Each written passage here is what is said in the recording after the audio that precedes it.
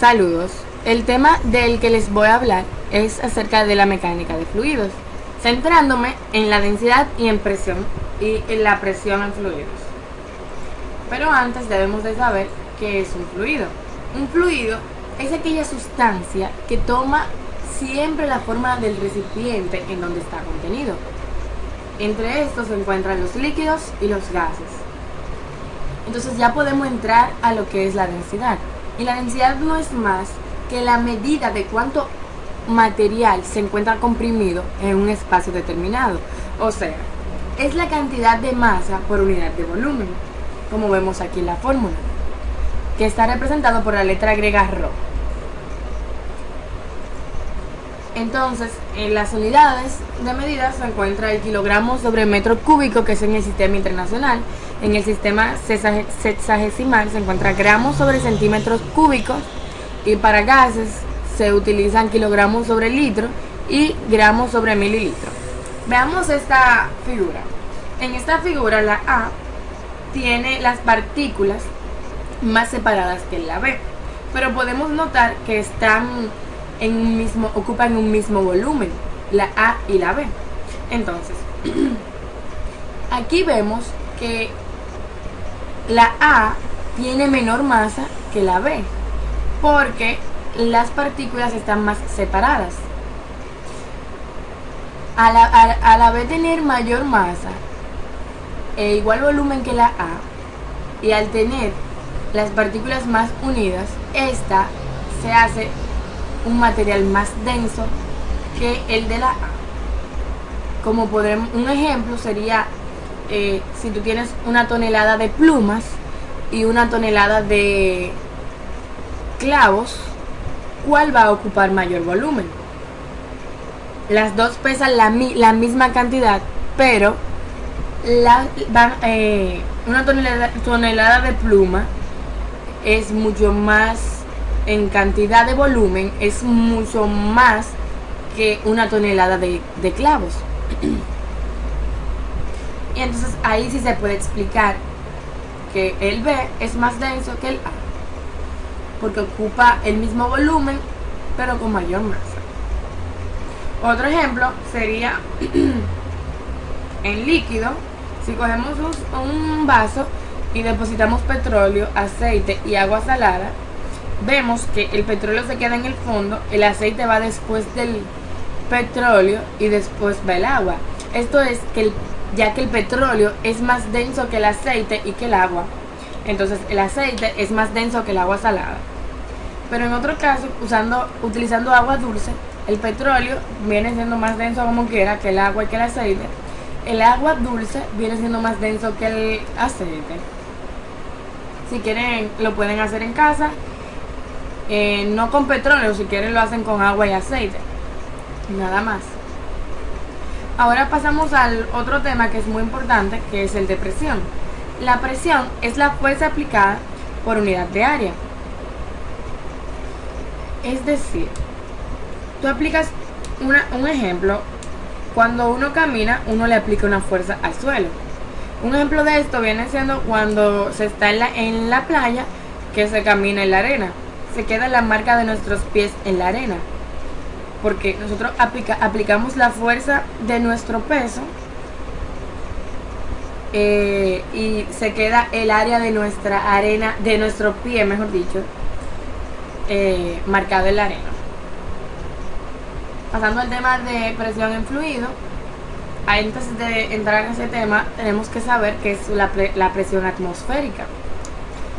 La presión atmosférica es la presión de la atmósfera terrestre, es decir, la presión en el fondo de este mar de aire en que vivimos. Esta presión varía con el estado del tiempo y con la altitud. A nivel del mar, esta presión es igual a 1.013 por 10 a la 3 pascal, que es igual a un ATM, que se pronuncia una atmósfera.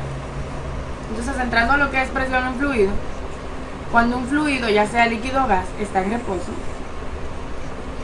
ejerce una fuerza perpendicular a cualquier superficie en contacto con él. como la pared de un recipiente o un cuerpo sumergido en el fluido. Esta es la fuerza que sentimos en las piernas al meterlas en una piscina. Aunque el fluido considerado como un todo está en reposo, las moléculas que lo componen están en movimiento.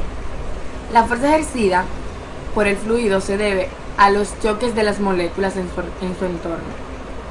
Si imaginamos una superficie dentro del fluido, el fluido a cada lado de ella ejerce fuerzas iguales y opuestas sobre la superficie, como podemos ver en esa imagen.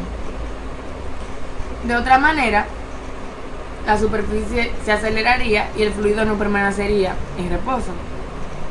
Considerando una superficie pequeña de área dA, de área infinitesimal dA, centrada en un punto en el fluido, la fuerza normal que el fluido ejerce sobre cada lado de esta es una fuerza infinitesimal, o sea, dF, como podemos ver en esta figura.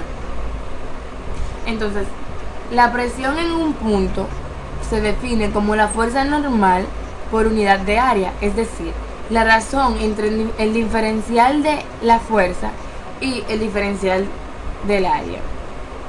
También hay que tomar en cuenta que la presión es un escalar y no tiene direcciones.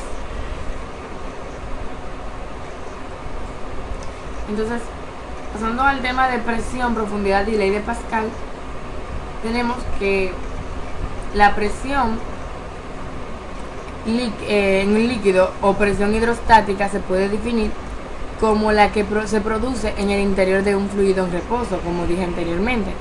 Entonces, para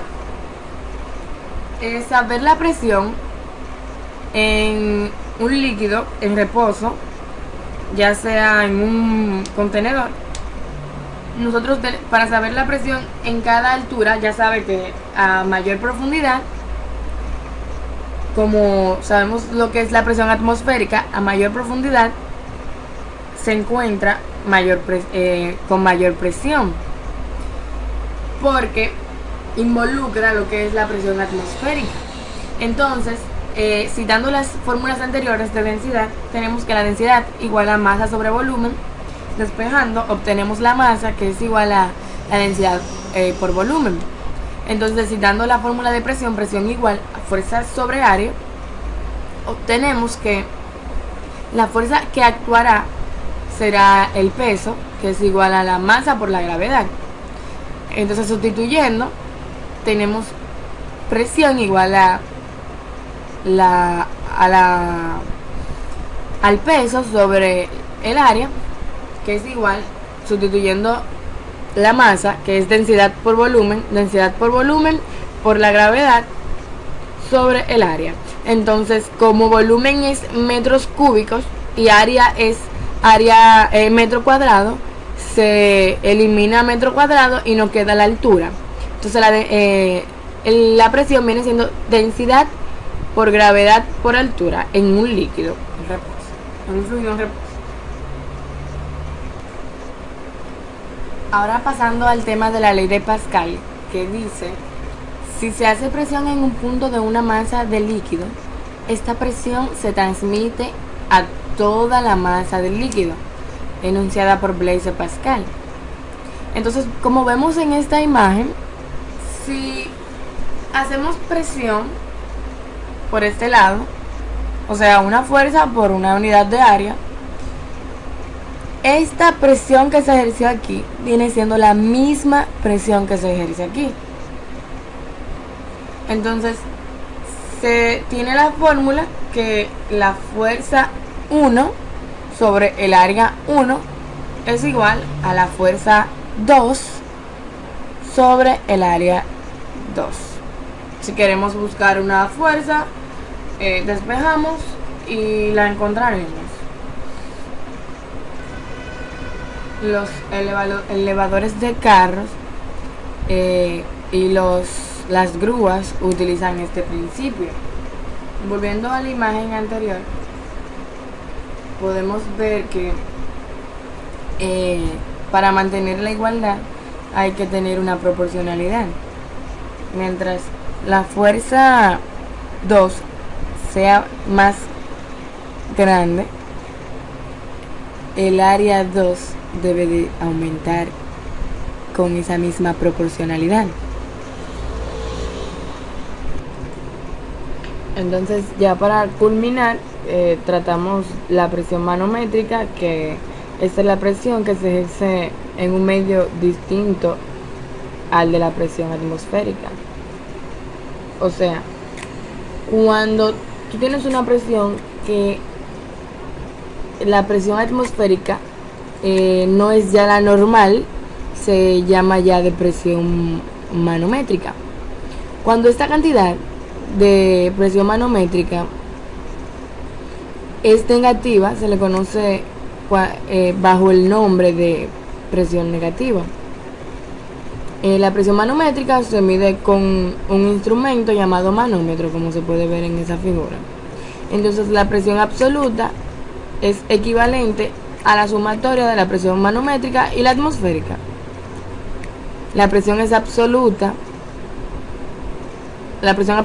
es, por lo tanto, superior a la atmosférica. En caso de que sea menor, se le llama depresión,